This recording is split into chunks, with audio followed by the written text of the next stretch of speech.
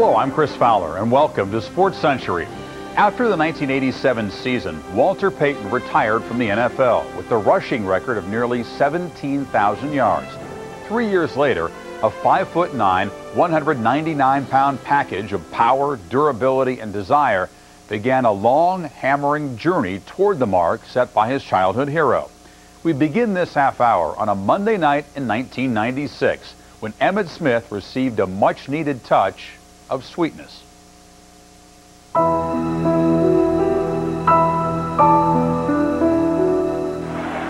And Emmitt Smith is down and injured at the goal line. He went up over the top on a goal line play and flipped right over the top and landed right on the top of his head. We didn't know the severity of it at that point. They took him off the field, and they were just being very careful around his neck and his head area, and the door opened, and I turned to say, "Hey, get out of here," and it was Walter Payton. I think that this is the end of my career, and he's talking to the doctor like he's my father.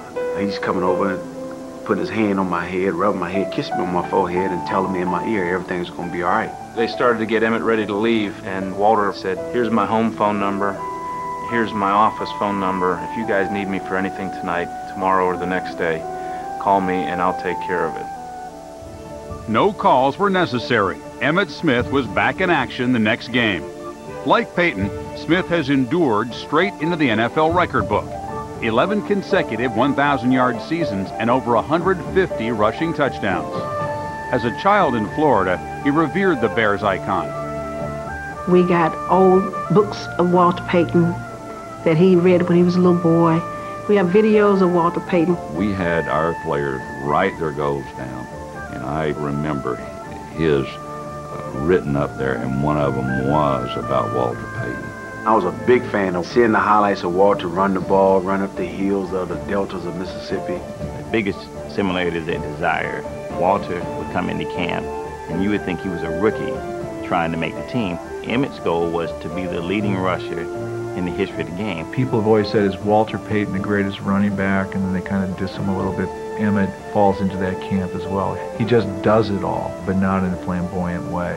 They said he's too small to play in college, not big enough, fast enough to come play in the pros. All those doubters are just people that fuel the fire that makes Emmitt Smith go. He always seemed to listen more to the critics than to those who praised him. And maybe that's why he's had such a long and distinguished career. What a run by Emmitt Smith! Emmitt Smith has done it again! Emmitt's never been known for his speed. Emmitt was agile, mobile. He breaks through tackles, he spins, he runs over you. He's got this lateral step that he can and be gone. There's a guy coming full speed from the back, and right as the guy's about ready to just drill him, stops, guy goes by and spins back inside of him, and you're like, how did you see that guy? We'd worked all week on we must stop Emmitt, we must stop Emmitt. First play of the game, he went 45 yards. We're playing Mississippi State. The linebacker hits him and knocks him dead sideways about 4 or 5 yards, keeps his balance, and it's almost like he just did it in stride. I do remember him running a sweep to the right, and one of the guys actually grabbed his helmet, ripped his helmet off. He reversed out of that and went all the way back to the other sideline. I've never seen a man hit this hard. And we were coming back to the huddle thinking, we got this game. This guy is done. Looked to the sideline, Emmitt Smith jogging back to the huddle. We all kind of looked at each other thinking, you got to be kidding me. Emmitt was so good finding the spot to put the ball in the end zone. A lot of backs might be stronger and faster and more powerful and try to bull their way in. Emmitt was a smart runner in the end zone. Emmitt Smith! Oh, baby! Emmitt Smith, you're unbelievable! He was an outstanding blocker and picked up the blitzes and sacrificed his body. Look at that hit by Emmitt Smith!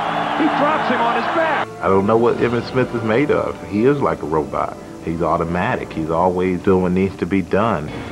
In early January of 1994, the Cowboys battled the Giants for home field advantage in a first-round bye in the playoffs. On a 46-yard run late in the second quarter, Smith went down hard, suffering a separated right shoulder. And Smith is down!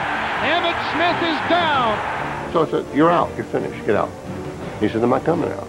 When they know someone's hurt, they're going to try and take advantage of that. It's like a boxer going after a cut on a guy's face over and over again. I think I bruised my sternum during the course of the game because my chest was just sounding like knuckles. You can just hear just cracking, just every time I fall. Tears run out my eyes, but I was not coming out the game. Smith cut back up the middle to the 30. Still going to the 25-yard line. And he's in such pain.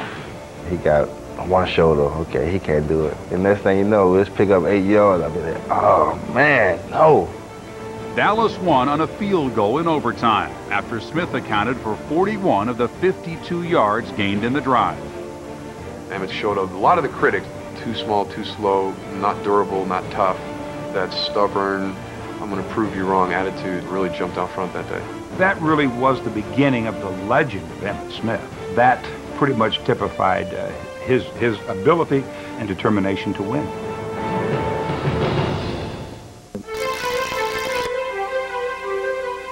It was a very exceptionally talented team, but it was also a very arrogant team. And it was a team that felt there weren't many rules once they left the locker room. The league will hand down suspensions to 2 Dallas Cowboys today. Michael Irvin, indicted on 2 counts of drug possession. He faces up to 20 years in prison. There was a house of ill repute where they could do whatever they wanted to, either with illicit drugs or with women who weren't their wives. Troy Aikman spoke out against it, and he felt like Emmitt Smith, as prominent as he was, should have also joined him in publicly castigating the team for that kind of behavior. If he did feel that way, if he did say anything, nobody knows about it. He was the guy that, hey, I'm here, I do my job, I cash my check, let's go home. When all the craziness was going on, Emmitt was always one that you knew was going to be there and was going to be steady and was going to be consistent. You always had that little fear in the back of your head, what if he gets caught in that? And he never did. There are signs, and you got to be aware of those signs. And I was a person that knew when to say when. His ability to stay on the straight path stems from him having a very solid foundation at home when he was a kid.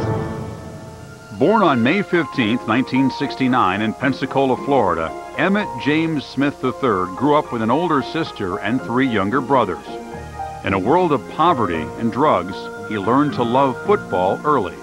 We had our baby swing, and he'd sit there and watch the game, and when something exciting happened, he would reach up and grab the post and stop the swing. It was a pretty rough place. You know, they could hear gunshots at times at night. There were rats scurrying around. Emmitt saw drugs around the neighborhood. Money was tight. At one time, we were on the welfare, eating government cheese, sugar water, mayonnaise sandwiches. I thought that's how everybody else lived. I mean, as a kid, that's it. His mother was the enforcer. She was the one who gave him the whippings, and she had a very simple rule. No schoolwork, no sports, no excuses. The whippings, man, you know, whippings, man. I had to go get switches from my mom. Yeah, my mom had a switch tree growing up in the backyard. Emmitt called me about 5 minutes before time for him to be home and asked me could he stay a little while longer, and I told him no. I guess he decided to try me. And I was right there waiting on him. I'd taken care of him, but he'd never done it again. In 1983, Smith entered a football program that managed just 1 winning season in 18 years. But Escambia High School had another problem that seemed to reach beyond sports. Its student body was still feeling the divisive effects of a race riot that occurred 7 years earlier. You wouldn't go to the cafeteria and see a black student or a white student sitting together having lunch. But once the football team started winning, it was incredible. Football brought everybody back together. You pick up the paper Saturday morning, Emmitt Smith, 150 yards, 200 yards. People started to notice, you know, who is this kid? And people started going back out to the games. That brought the community together. I was hear all these rumors about this guy that's, he was called a freak of nature at the time. Nobody could tackle him, and they didn't know why. He wasn't the fastest player around in high school, wasn't the biggest or the strongest. He had 45 100-yard games. That was the high school record in the country. He never missed one practice. He was never in any trouble with any of his teachers, and I never heard him swear one time in 4 years. His grandmother died. We had won a state championship. You know, here's a 16-year-old kid with the state championship ring. I saw him walk up to his grandmother's coffin. Take that ring off and put it in that coffin. In 1987, after averaging 180 yards a game and leading Escambia to 2 state titles, Smith enrolled at the University of Florida, where not everyone believed that the #2 all-time high school rusher could make it as a Gator. There were some talent evaluators who felt that perhaps Emmitt was a step slow, perhaps he was an inch short. The first time he stepped on the practice field at the University of Florida, we was all waiting to see this great running back. He came out there and started pulling sled, and he sort of threw up all over the field. After not starting his first 2 games as a freshman, Smith got the nod on the road against Alabama and rushed for a school record 224 yards. He finished this season as the leading rusher in the SEC. But an incident the following spring took some of the shine off his reputation. He and some other football players happened to be at a fraternity, and some of the football players started arguing with some of the frat guys. And the next thing you knew, guys were brawling. I'm in the middle of all that, about as active as I possibly could be. The reality was the 3 guys that was actually doing the most of the blows, they was laying them down. There was a headline in the paper the next day. I believe it was Smith and 11 others will be suspended. Right then and there, I got a good glimpse of how, when you are considered a star or a celebrity, you're going to be publicized in a negative light just as well as a positive light. By the end of his All-American junior season, Smith was Florida's all-time leading rusher. But when former Gator Heisman winner Steve Spurrier took over in late December of 1989, Smith felt an immediate chill. Spurrier made no effort whatsoever to convince Emmitt Smith to stay in Florida. All he said to Emmitt was, make up your mind, because I'm trying to recruit some running backs. It would probably be best for me to leave the University of Florida. I just didn't get the sense that he truly wanted me to stay. He did everything other than just saying, Emmitt, I think that you should go. Smith would soon face a new challenge, finding his way in an unfamiliar environment ruled more by style than substance.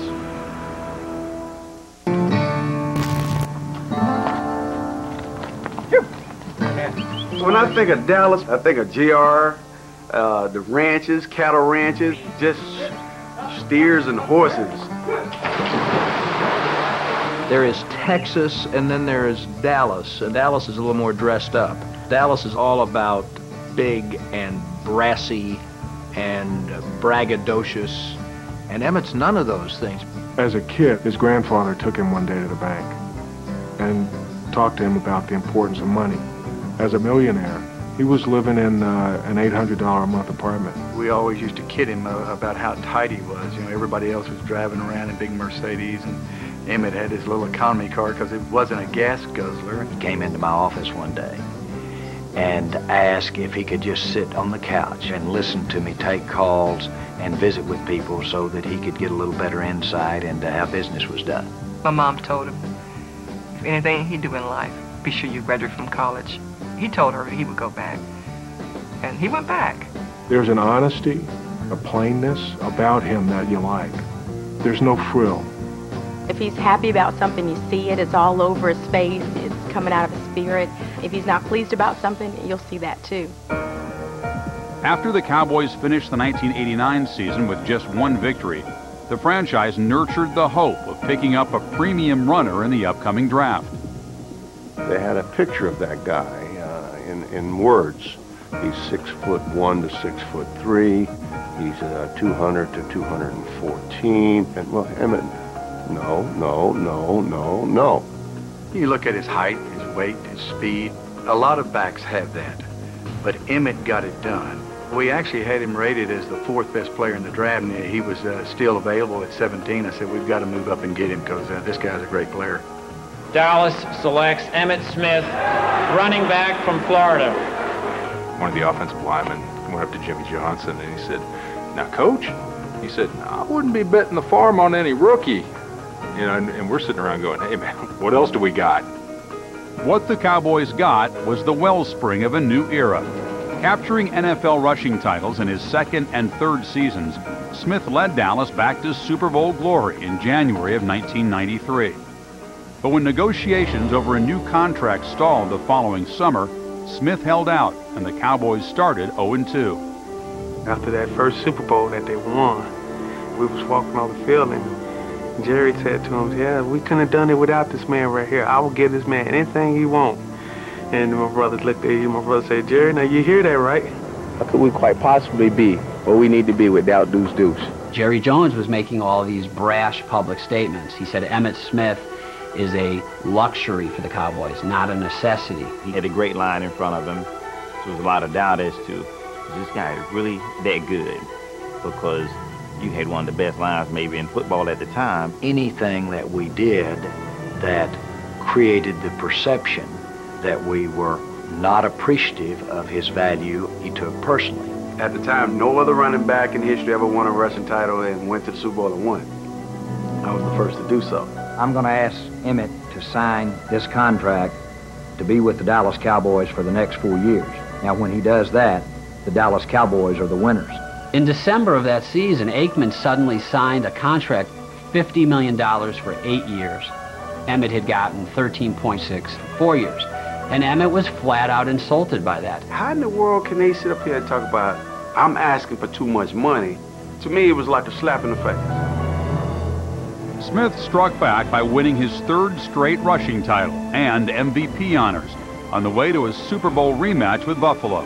At halftime, Dallas trailed 13-6. I came in the locker room from upstairs, and Emmitt just grabbed me and whispered in my ear. He says, hey, get me the ball. And I said, you got it. Emmitt, big hole. Emmitt again. Emmitt again. Emmitt again. When something's good, you go back to it. That opening drive, we had the ball, I think 9 plays. He touches it 8 times, and I think all 8 plays were the exact same play. Hit in the backfield by Wright, breaks away. Emmitt Smith, touchdown. Running for 132 yards, Smith was voted MVP as the Cowboys rolled to their 2nd straight title. 2 years later, he ran for an NFL record 25 touchdowns as the Cowboys went on to win their 3rd Super Bowl in 4 seasons. But a combination of retirements, free agency, and salary cap restrictions ended the Dallas party. We had some diamonds, but we had a lot of cow poo-poo around it. And the diamonds was mixed in with the poo-poo. It just all looked like poo-poo. There was a period there in '97 where a lot of people were thinking maybe Emmitt had lost his step and that his career was winding down then. Emmitt's view was, if they want to put me in the ground, go ahead and let them, but I'm not going to let that change the person who I am. My performance is not based upon what you're saying about me. Because when I'm playing the game, I'm not even thinking about none of those comments, not thinking about none of those people.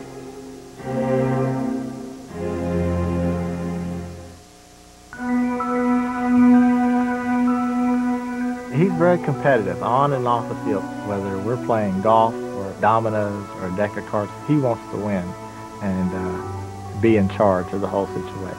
He calls himself the dominologist. The way he plays dominoes is exactly the way he plays his game. He's going to try to outthink everybody, and then he's going to go in for the kill. Emmitt wants people to realize he's the best. There's a swagger that you inherit when you become a member of the Dallas Cowboys. Emmitt inherited that swagger. Emmitt's kept every football he's ever scored a touchdown with. He's creating a legacy, and he wants people to respect that legacy.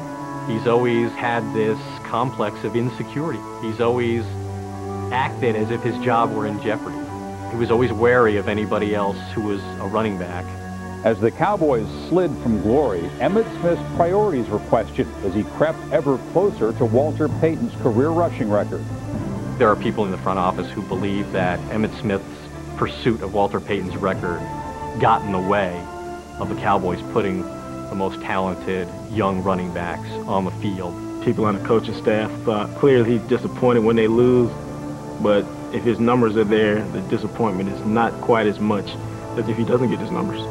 2 weeks after he was drafted, I had grabbed a piece of paper that stated all his goals and things that he wanted to accomplish. He wanted to be the leading rusher of the team.